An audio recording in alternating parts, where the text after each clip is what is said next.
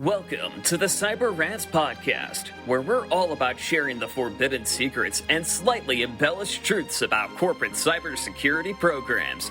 We're ranting, we're raving, and we're telling you the stuff that nobody talks about on their fancy website and trade show giveaways, all to protect you from cyber criminals.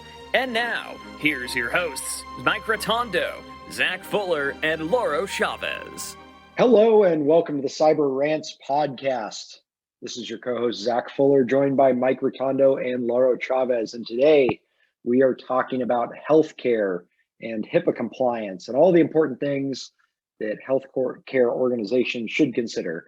Not all of them, because we only have limited time, but we're going to get through as much as we can today. But before we do that, Mike, why don't you kick us off with the news? And, strangely, thanks, Zach, there's no healthcare hack news this week. Didn't find any. But we're going to kick off with Audi and Volkswagen involved in a massive data breach. That's right.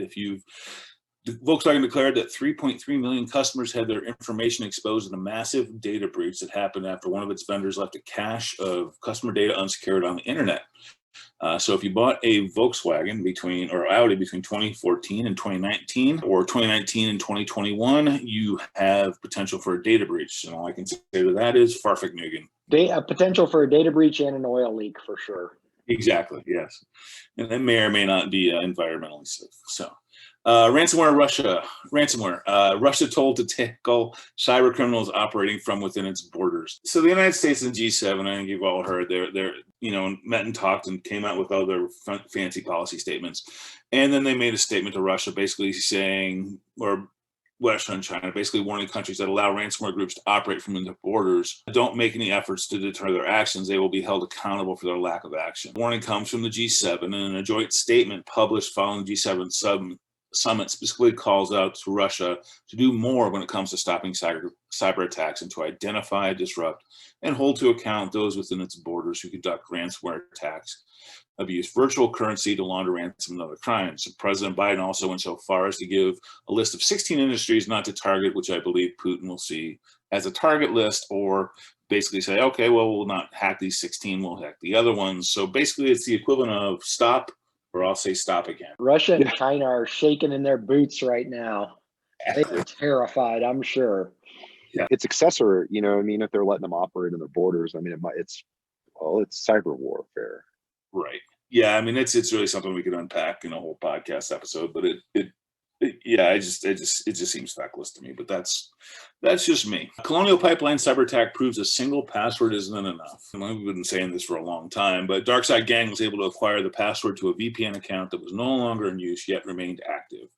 The single-factor authentication method granted the attackers access to Colonial's IT network and, in turn, its sensitive data. This incident highlights several mistakes that are critical for enterprises in order to avoid falling victim to similar attacks. Basically, put in two-factor. Yeah, put it in. And here's the thing is that there's not a framework out there right now that doesn't require it, at least for all administrative level technical controls, right? So. Exactly. And how about when someone leaves the company, you actually deactivate their account, including their password? Novel idea? I think you're onto something. Yeah. Bottle that up. ICT Enterprise Insights did a survey 2021 that 60% of manufacturing companies are planning to increase investment in cybersecurity, which is promising. However, that still leaves another 40% that haven't figured it out yet. We call them victims. Yeah, exactly. Maybe Putin will reach out to them in a special way. Unpatched bugs found lurking in provision platform used with a Cisco UC.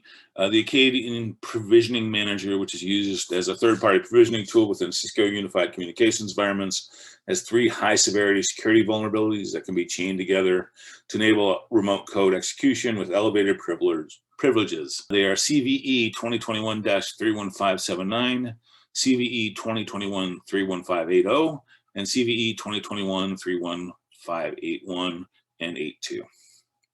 So look into that if you're using that. Critical entities targeted and suspected Chinese cyber spying. Cyber espionage campaign blamed on China was more sweeping than previously known.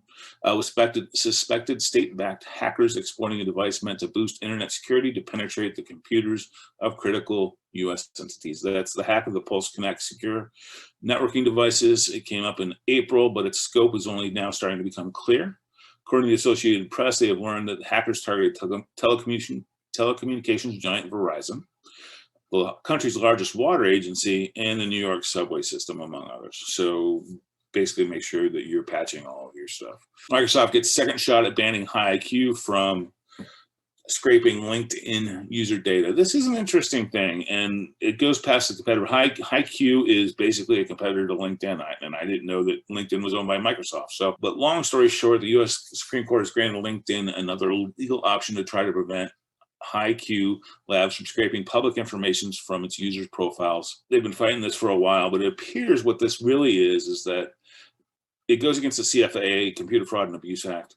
And the issue here that the Supreme Court looked at is the ability for one person to do it versus bots to do it, because there's a concern about bot versus human and good bot versus bad bot for this type of activity.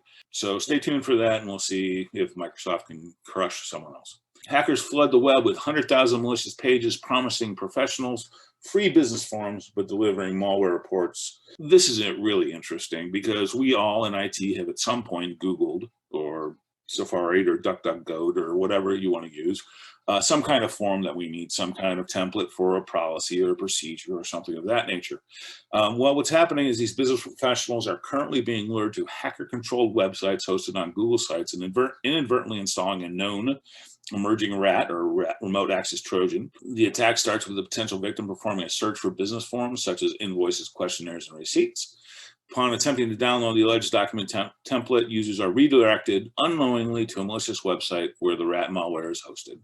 So basically, you're downloading your own rat by looking for forms that are already done. So make your own forms. Yeah, I use Lycos. Is that okay still? Yeah, sure. Ask Jeeves. They're all good. Ask Jeeves if I can search Lycos. Yeah, there you go. Critical Through Tech flaw opens millions of connected cameras to eavesdropping. This is a fun one. CISA on Tuesday issued an advisory regarding a critical software supply chain flaw impacting Through Tech's software development kit that could be abused by an adversary to gain improper access to audio and video streams, like Zoom. Successful exploitation of this vulnerability could permit unauthorized access to sensitive information, such as camera and audio video feeds through Tech's point-to-point P2P SDK is widely used by IoT devices and with video surveillance or audio and video transmissions capabilities such as IP cameras, baby and pet monitoring cameras, smart home appliances, and sensors to provide remote access to media content over the internet. We still have never understood why someone needs to have an intelligent washer and dryer or refrigerator, but anyway, that's beyond me. If it would get the clothes and put it in there, I would consider that intelligent. And then fold them and put them back or hang them up. That would be awesome. Put creases in my shirts. Exactly, and get the ironing done properly. That would be phenomenal. But surfing the web off my washer and dryer, not a priority. First step, initial access leads to ransomware. Surprise, surprise, ransomware attacks still use email, but not in the way you might think. Ransomware operators often buy access from independent cyber criminal groups who infiltrate major targets and then sell access to the ransomware actors for a slice of the ill-gotten gains. It's kind of what REvil does. Cyber criminal threat groups already distributing banking malware or other Trojans may also become part of a ransomware affiliate network. The result is a robust and lucrative criminal ecosystem in which different individuals and organizations increasingly specialize to the tune of greater profits for all, except, of course, the victims. This is a really good one to read out of Proofpoint. I highly recommend that you look at the website and take a look at this. Last one is that, will data poisoning be a particularly dangerous type of computer-made misinformation? We all heard the screams of fake news, misinformation, and that sort of thing. It turns out that they're actually experimenting with different kind of tools of creating fake information to mislead cybersecurity professionals that they may make, so they would make changes based on the data provided to them and sort of trick them to allow hackers to get a leg up. This is kind of interesting, kind of a little bit dangerous. So be really careful where you're taking your guidance from. And that's it for the headlines. Laurel? Awesome, Mike. Thanks for that. So this week with exploitation, really only have one good one to talk about, but it involves a piece of software solution company called Unified Total Connect, and they're essentially a small business. Unified Office is a small business solutions provider. They claim to do stuff for restaurant services, dental, hospitality, healthcare, business, auto service, and agricultural, and they have got a pretty nasty data SQL injection. to the Unified Office of Weight Business Solution that was put out on the downloadable sites. So if you've got Unified Office Total Connect and you're still on 1.0, make sure you go back to the vendor and get an upgrade to that. And yeah, if it's not exploitable, is it really vulnerable? I don't know. It's a good question. Zach, what are we talking about today? Well, we're going to talk about healthcare, but before we do, we're going to take a quick break and be right back. Want even more Cyber Rants? Be sure to subscribe to the Cyber Rants podcast. Get your copy of our best-selling book, Cyber Rants, on Amazon today. This podcast is brought to you by Silent Sector, the firm dedicated to building world-class cybersecurity programs for mid-market and emerging companies across the U.S. Silent Sector also provides industry-leading penetration tests and cyber risk assessments. Visit silentsector.com and contact us today. And we're back. Let's talk about healthcare. So this is a big topic to unpack, but I want to start by saying, and we'll see where the conversation goes. I do want to start by saying there are a lot of people out there that say that healthcare cybersecurity is completely different and unique, and it's a different animal and all that. I want to just start by saying it's not, right? Okay, the fundamentals still apply. You still need to follow a framework. You still need to get risk assessments and pen testing, understand your environment, right? There are compliance requirements. So the fundamentals still exist, but there are some nuances to it, right? So it's not that you're in a completely different boat if you're in the healthcare industry, not the case at all. But cybersecurity is critical, right? Because with all this stuff going on, things like COVID, for example, cyber criminals are taking advantage of that, and they're seeing the healthcare industry as a critical piece of our nation's backbone, which it is, and they're exploiting it as much as possible. These organizations are strapped thin. They got a lot going on, especially in today's environment. So they are taking full advantage, and ransomware is prevalent in healthcare.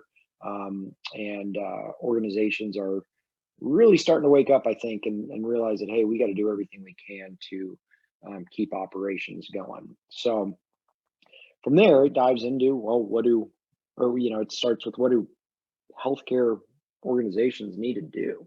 The fundamentals, everything we talk about on this podcast and various episodes, but for us, it's always, well, you have to start with risk assessment and testing, understand where you are. And you have to do that before you know how to improve, right? So, in my mind, that's always step number one. Do you have any other thoughts?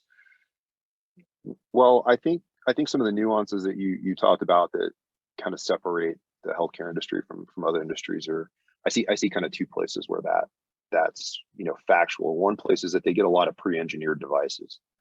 So a lot of the equipment that's being used for lab work and for on-prem medical work are devices that are created by companies that'll put it's a pump or whatever it is, right, that it does, but it's controlled by an operating system that can link to other types of things. And so those are kind of embedded and pre-engineered and then delivered. And so a lot of them aren't connected to the networks, right? They're kind of a standalone device that someone would use in a room or someone would use in a lab. And so that's one of the nuances I believe that kind of separates that industry. And then the other one is really they're maintaining a lot of vital information on humans in regards to like bioweaponry and stuff like that, genetic data and that type of information, right? I think they have a lot of that. And then of course, I think just in general, being that the industry that it is, right? It's a critical industry. And as we saw in COVID, like you said, Zach, when the hospital's taking advantage of, the people that are sick and the people that need that care, they feel that even worse, right? There's actually a hacker group out there, and I think it is REvil, that says that you cannot use our software to attack a healthcare agency. It's an interesting point because at least they're trying to pretend to have a soul when it comes to stuff like that. That's just a complete aside to what Laura was saying. But there is a lot of stuff out there. And the other one is prosthesis. There was a large research company out here that was doing a lot of prosthesis work that just got torn apart by Chinese hackers. So there's a lot of concerns out there. But there's one important safety tip I want to give to all healthcare organizations that might be learning that. If the people presenting you with a proposal for working with you can't spell HIPAA correctly, walk away. That's great. It's like 8 P's. It's like 8 P's and 4 A's, right? Is that what it is? Yeah. 3 I's.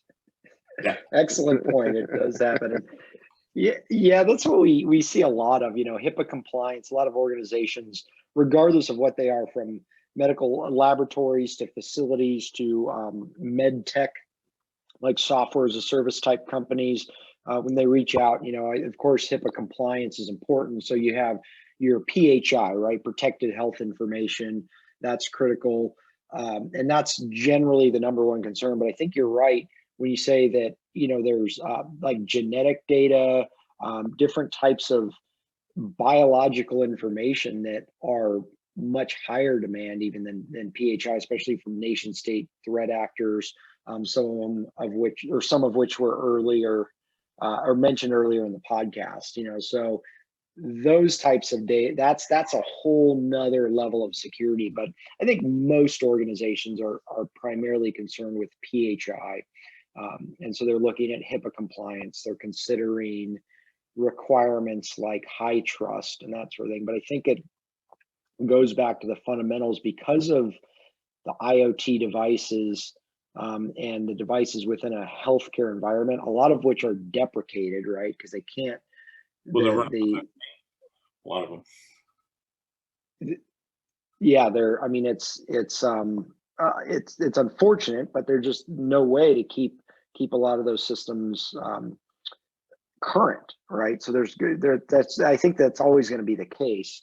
So understanding how to segment the environment and remove those from basically from public access is one thing, but I think there's a whole nother realm in the in just the sheer number of people that are accessing, especially in healthcare facilities, that are accessing devices. That's a whole nother can of worms, so to speak, when it comes to policies, procedures, standards, staff awareness training, all of that. So, I guess if we start with looking at, how does a healthcare organization know where they stand?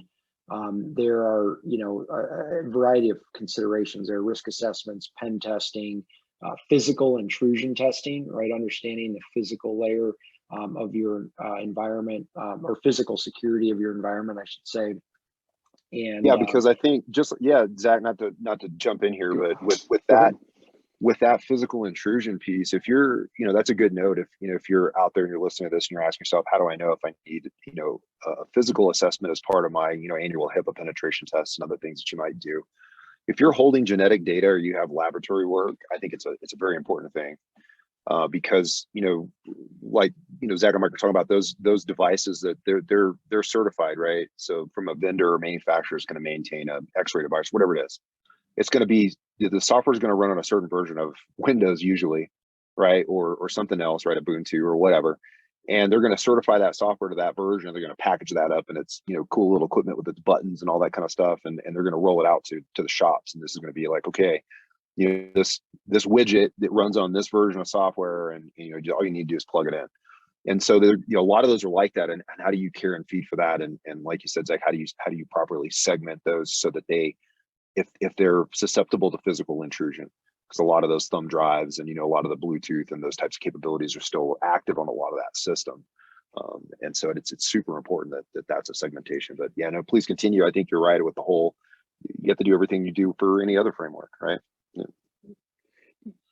Yeah, we've actually heard, it's kind of scary because when medical devices are incredibly expensive, organizations rely on them for their operations and patients' lives in a lot of cases, and security seems to be the last thing on a lot of people's minds when it comes to that. Now, we've actually heard the CEO of a prominent medical device company that has devices in hospitals and facilities all over the world flat out say, oh, I don't care what happens with these once they're delivered. Our job is to get them out the door and into the facilities.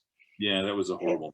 So that was horrible. I don't like. So when we say, this stuff's not made up. This is the reality. Is these devices, they are going to be deprecated. So I think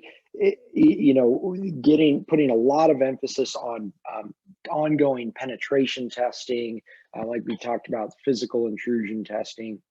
That's going to be critical because you have to keep constant a constant eye on the environment and on those vulnerabilities that exist through all these types of devices. So it's a big load to carry, but it's one of those things that especially medical facilities that have more complex infrastructure than most businesses just need to do.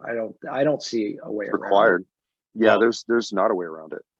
And I think that most hospitals and medical facilities tend to run really lean on IT because they don't see that as a requirement. They see IT as making sure the computers are running so you can run notes and you can do that kind of stuff. They forget or don't figure out a way to properly provision the devices that need to be provisioned.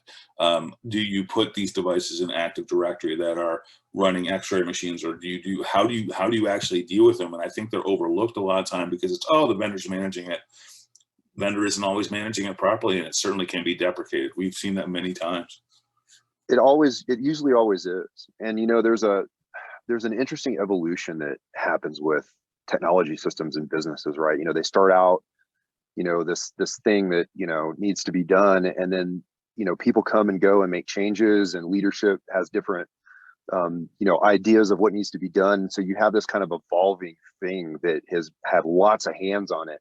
I call it like an ongoing painting. Everybody gets a chance to paint something on the canvas. And so what you end up with was, a leader that comes in that typically has a keen eye and an understanding of, the need for cybersecurity, but he or she's inherited a kind of a put together evolved sort of painting. And how do you finish it? How do you make it? It's supposed to be a castle, or it's supposed to be a sunset, or it's supposed to be, birds in a tree. How do you make it that from the scribbles and scratches that have been there before? And that, I think that's really part of the magic of, using these frameworks and leveraging your capability in the business to kind of see that transformation happen.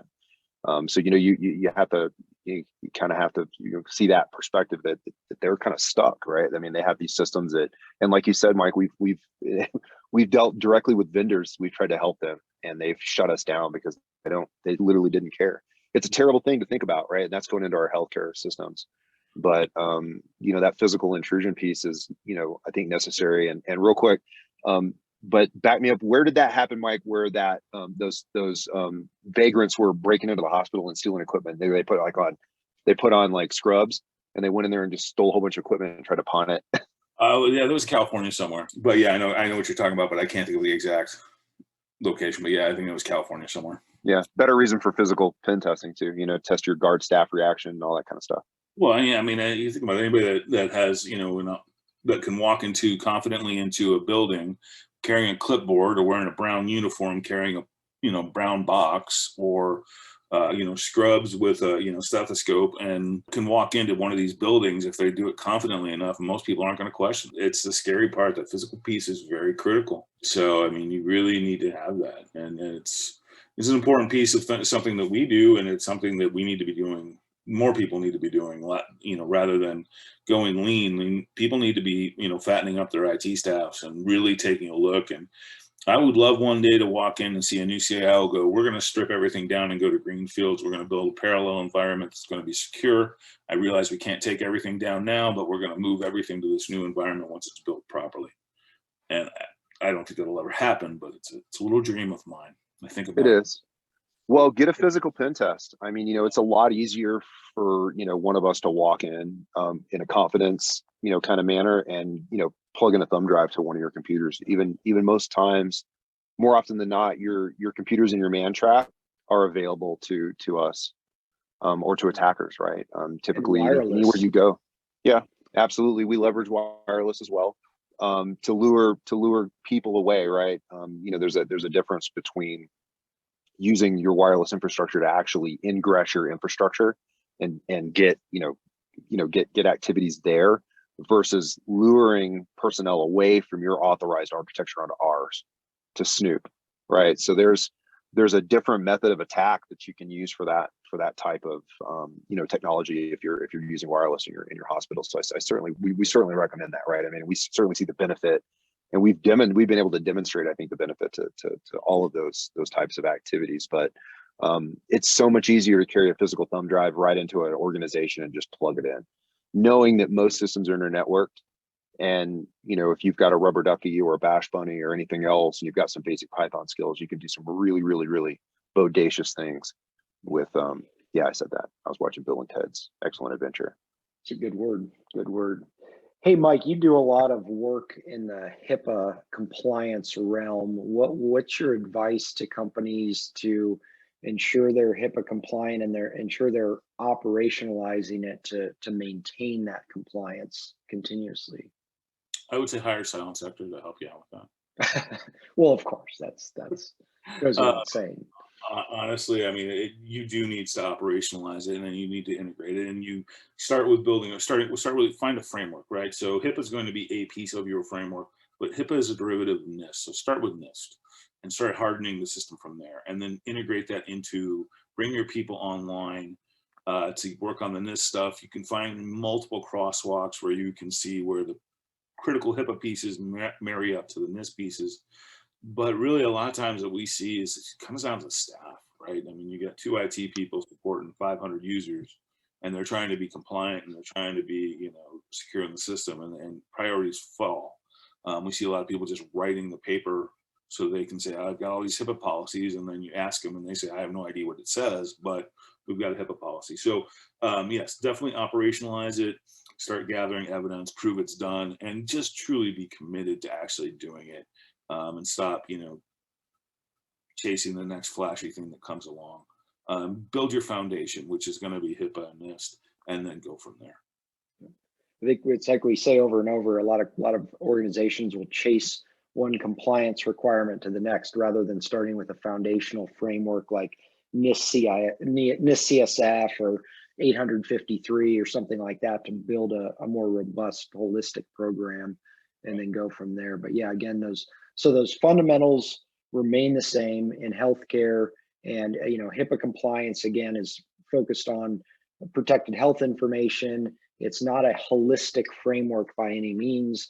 HITRUST gets some notability in the healthcare world. It is a pay-to-play game. For most people that if they don't have customers demanding HITRUST compliance and audits and such, NIST CSF and HIPAA are going to be great, and just stick with those, run with them. And if you're in the med tech space, software as a service, a system integrator for healthcare, or something like that, of course, the HIPAA compliance, all of that's going to likely apply to you as well. So make sure that you're speaking their language and following a good framework, getting your pen tests, all the fundamental activities that need to occur. And with that, any final words of wisdom before we jump off here? Don't limit scope. Make sure that you do the whole thing, bite it all off, right? You may not be able to do it all at once, can't shoot all at once, but you can certainly start, because if you focus on a certain amount, the rest, all the security posture there wanes, and it's still going to cause you risk. So scope it all out. Just make sure that your security vendor can spell HIPAA. Well said. 3 P's, 4 A's. 3B. That's right. Well, thank you for joining us, everyone. If you'd like the podcast, subscribe, let us know, reach out, let us know what you want us to talk about, topics of interest. LinkedIn or on our website are great places. And by the way, the news articles, the links to those articles are on the website, silentsector.com, and you go to the podcast page and you can find the episodes and such there. So thanks for joining us, and we will see you next week. Take care, everybody. Pick up your copy of the CyberRants book on Amazon today. And if you're looking to take your cybersecurity program to the next level, visit us online at www.silentsector.com. Join us next time for another edition of the CyberRants podcast.